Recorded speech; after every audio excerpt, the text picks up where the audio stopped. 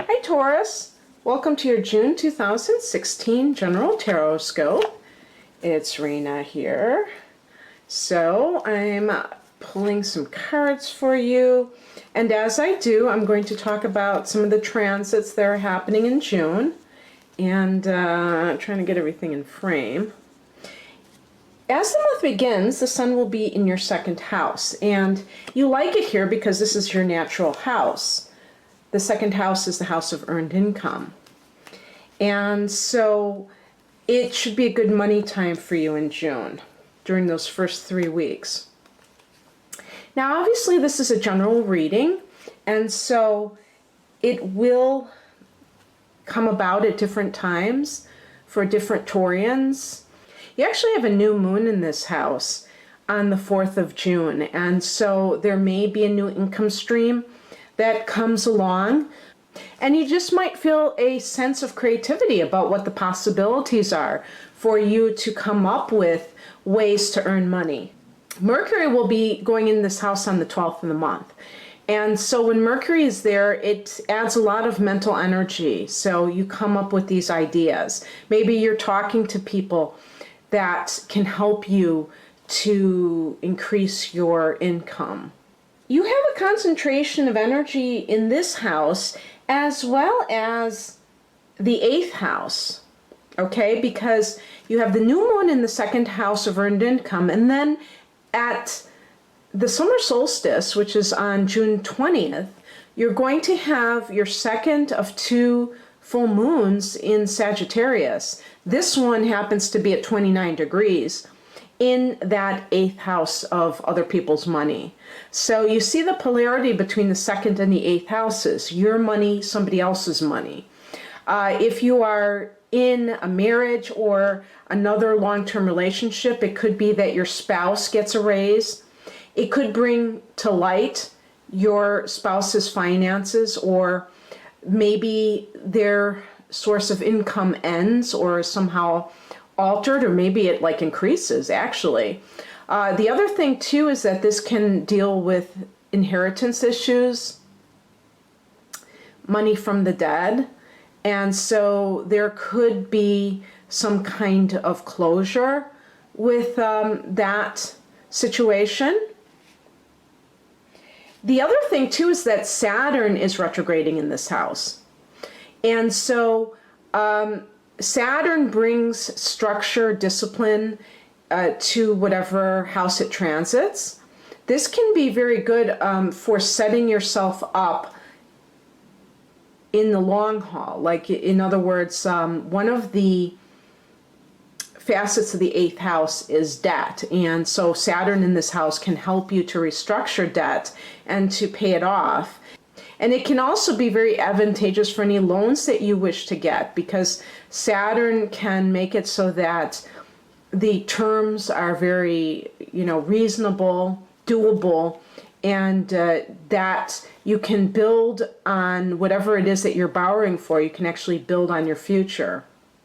Mars is currently in your 7th house in retrograde motion, and on the 29th of June it will turn direct in Scorpio. So the thing about this is that it was in your 8th house when it was in Sagittarius, and now it's in your 7th. And so it's kind of going over old relationship issues. And this would be for any kind of partnership you have. I would say specifically for a marital situation, or, the equivalent of that. And what this requires of you is more of a detached observation rather than, getting into the fray with the other person if some old conflict rears its ugly head, so that you're able to see things from a fresh perspective. And when Mars goes direct, you will be able to take more inspired action. When a planet is retrograding, it really is about reviewing the situation at hand, and less about overt action. Now, obviously, this is a general reading, and I don't tell people what to do, so you have to ultimately decide. Sometimes you have to take action anyhow. And so that's only kind of a broad interpretation of what is happening.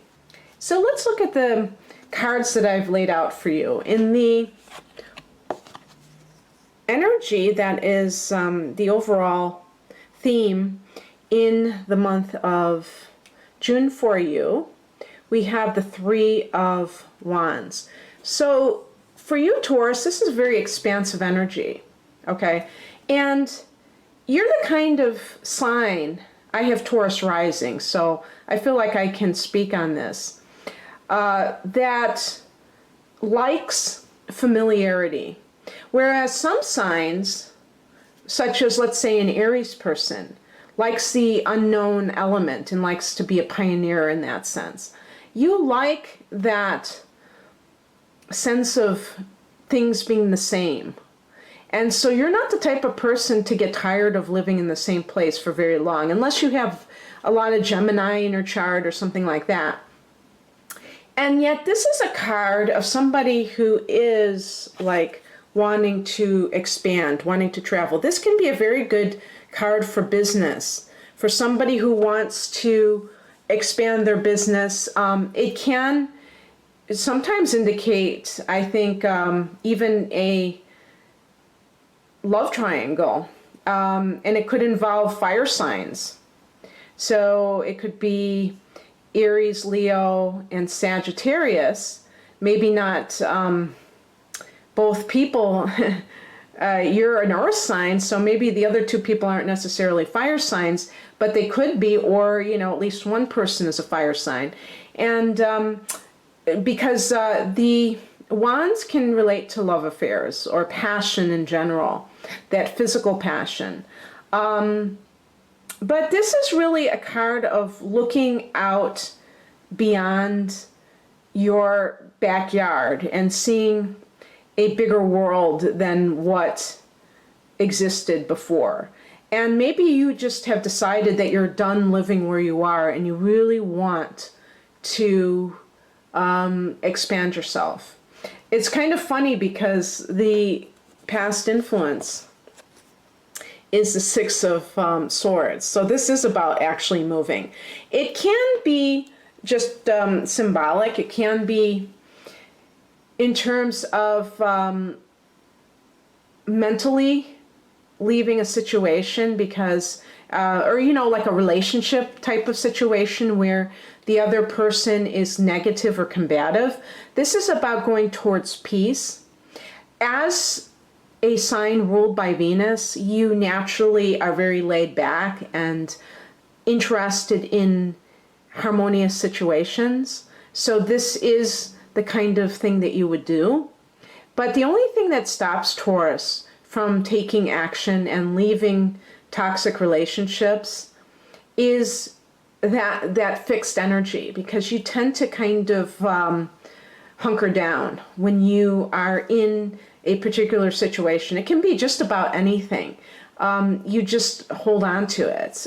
It's just the nature of a fixed sign to resist change, okay?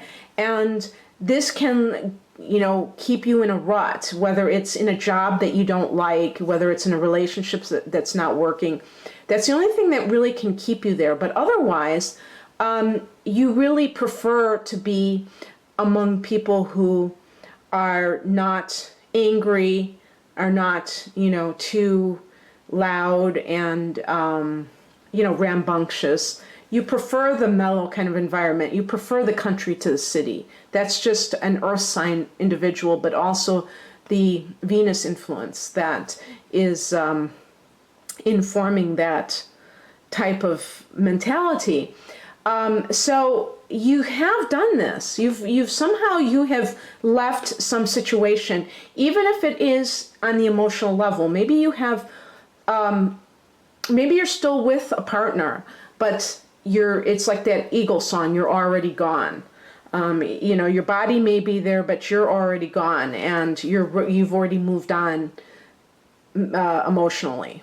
And this card is just showing that you see that you have choice choices. You know, you see that there are options, and you see that that there's more to life than what you were dealing with. Maybe you had a very narrow sense of reality, and now you have kind of opened your eyes. The higher message is the Tower card, our favorite card, right, folks? Which is all about, as you can see, it's not like all warm and fuzzy. It's really a situation that it can be shocking, it can be traumatic, it can just kind of, you know, knock you off your feet. And I don't feel like this is something that is coming up for you. I think that this card, since it's a spiritual message, it's telling you that the reason these situations are occurring is because of that situation. And it can be just a surprise, a revelation that you had. In April, there was a full moon in your 7th house. And I think it was about 3 degrees of Scorpio. So at that time, some of you may have found out something about a long-term relationship that you had no clue about, that you didn't know what was happening. Like, for instance, you know, the obvious one is somebody cheating. You know, that's not hard to predict, right? That's going to happen to certain people at all times.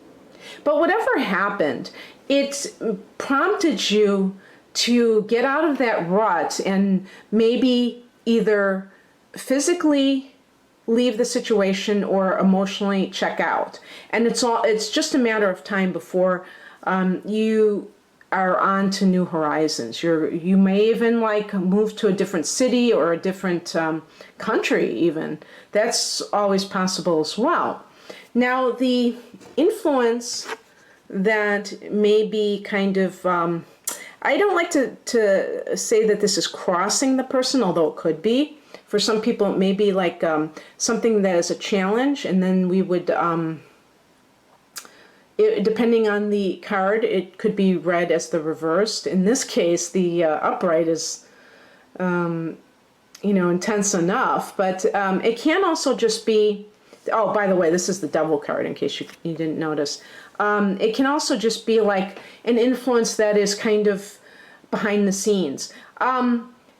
What this can, for people that are still in a relationship, this can mean that you are attached to that person because of some sort of vice or some sort of obsessive tendency.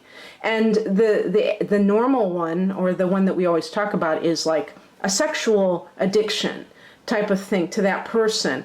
By the way, this has kind of been just read as a love reading. This is supposed to be a general reading.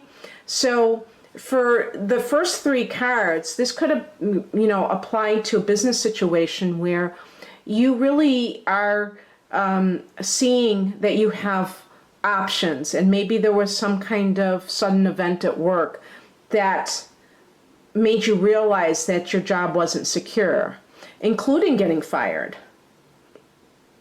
So basically, you know, the Devil card for you might be if you have a hard time leaving a job situation that is no longer, you know, feeling good to you. It might be because you're addicted to the money, you know, and that's something that plagues people a lot, you know, because they feel like, oh my God, if I leave, then I won't have this income.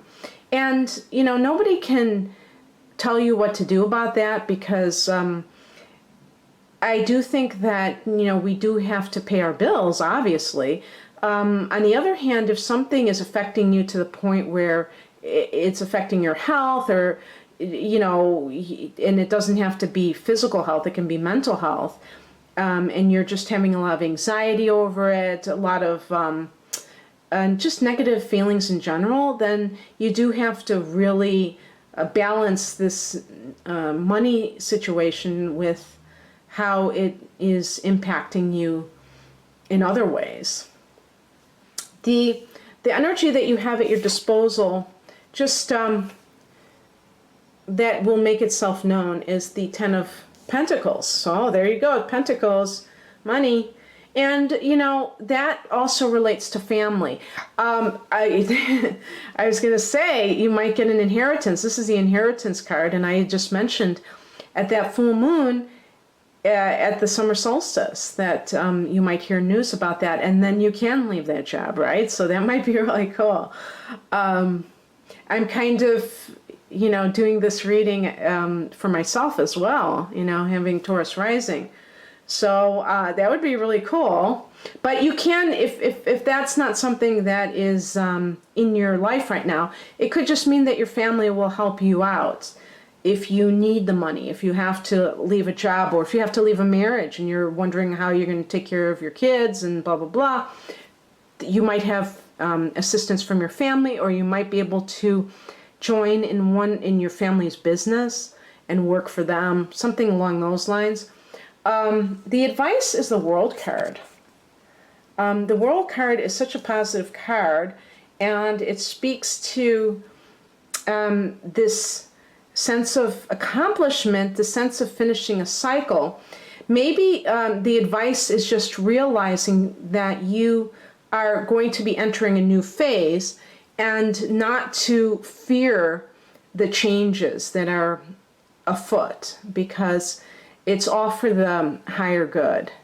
And yes, in the interim, it can be very messy, very chaotic, when you feel like you can't count on anything, you know? That's what the Tower card does. It kind of hits us upside our heads, and, you know, we see stars. We're like, what's going on here?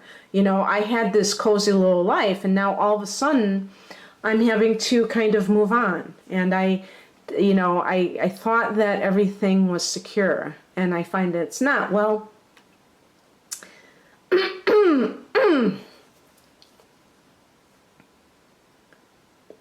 well, you know, I think the higher message in all of that is that we came here to expand. And, you know, sometimes when things are nice and easy and everything is great, that's wonderful, but it lulls us into this false sense of security. And the Tower card can remind us that we're just here temporarily, right?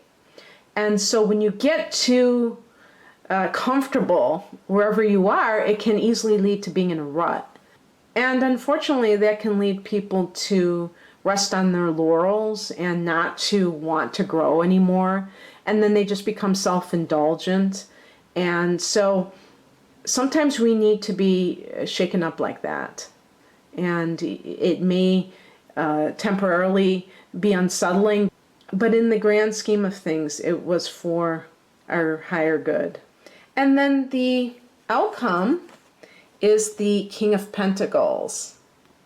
So this is the card of the supreme money manager, the person who is on top of their game financially. This is going to benefit you in that sense in personal relationships. It may mean that you end up with another earth sign individual. So another Taurus, a Virgo, or a Capricorn. And that is going to be a person who has a stabilizing influence on your life rather than this person, because you know the swords can mean that you were with somebody who was an air sign. So maybe it was a Gemini or a Libra or an Aquarian, and that relationship was not compatible. So yeah, I mean, whether it's for business or for pleasure, the King of Pentacles is a very positive card for having self-mastery. Taurus, I hope you enjoyed this, and I wish you all the best in June. If you'd like a personal reading, click on the link below. Otherwise, have a great month. Bye.